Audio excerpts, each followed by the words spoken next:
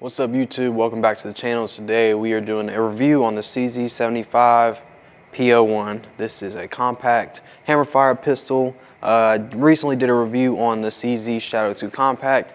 That thing's doing very well. Glad you guys like that. So a lot of people have been asking how does it stack up with the P-01?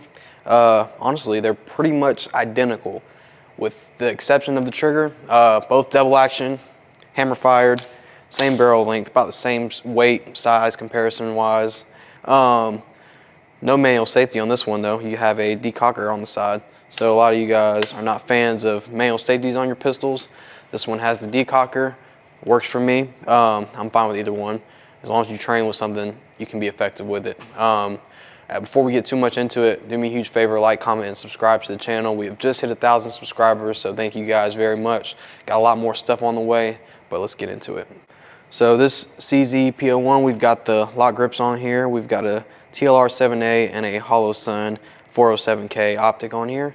Pretty nice setup. A buddy of mine let me borrow this, so I appreciate you for that. He's got this P-01. He's a big CZ guy, and I love the way he did set this one up. Feels really good with the lock grips. Very ergonomic, nice tolerances, not too heavy. Really nice carry gun. Trigger on here is pretty nice. Not quite the Shadow 2 trigger, but it's good enough.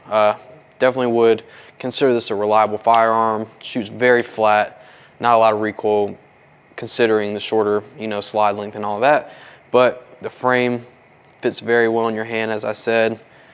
The beaver tail sticks out the perfect length. Get your hand up in there, get a good grip on it, clamp down on that gun. Got a Picatinny rail on the front here for light attachments, no slide cuts or anything like that. You've got, they're not night sights, they're just 3-dot white sights that come on the gun. A lot of people, from what I've seen, have been porting these, which I kind of would want to see done. They just cut a chunk out the top and then port the barrel, and they seem to function pretty well. So maybe I'll get one of my own and probably do that for you guys, but let me know what you think about it in the comments. Also, let me know of any other CZ products that you want to see reviewed. Plan on getting a Brand 2. Definitely want to get a Shadow 2 and then the TS2. So that would be a fun one to review. But just really want to give you guys my honest opinion on it. MSRP on this thing is about $650, which I think is a pretty good price point for what it is. I'm sure there's trigger work that you can do to it. And like I said, lock grips are the perfect addition to CZ or anything like that.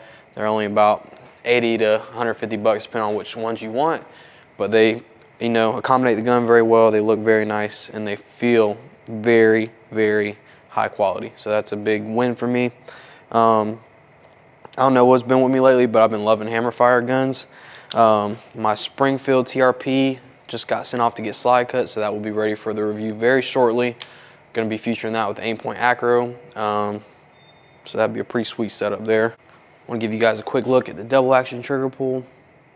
Pretty heavy, much heavier than the Shadow 2. And then single action, a lot of take up there when you get to the wall. Firm wall, and then you break. Reset, much longer than the Shadow 2. So like I said, trigger is nowhere near what the Shadow 2 is, but you gotta keep in mind that's also a $1,300 gun. This one is about $650. They're kind of hard to find. I mean, you can get them online and get them transferred in, but a lot of gun stores, they don't hold them very long. They go pretty quick, especially used. But I'm very overall impressed with the CZ Shadow 2, and the 75 P-01 stacks up pretty nice next to it. This is just the older model. Would I carry this? 100%, absolutely. It's very reliable, and it's half the price of the Shadow 2. So I don't want a too light trigger on my carry gun, but I mean, this isn't bad.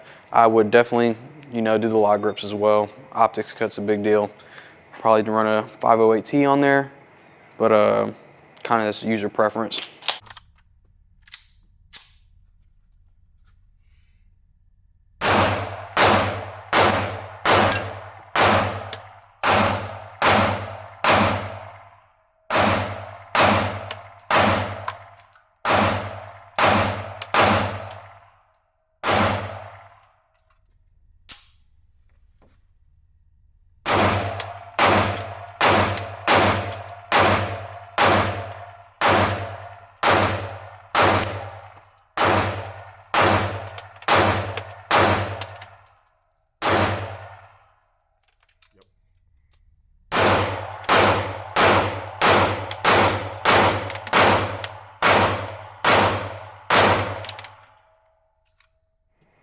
All right, hope you guys enjoyed this video. If you did, please like, comment, subscribe to the channel.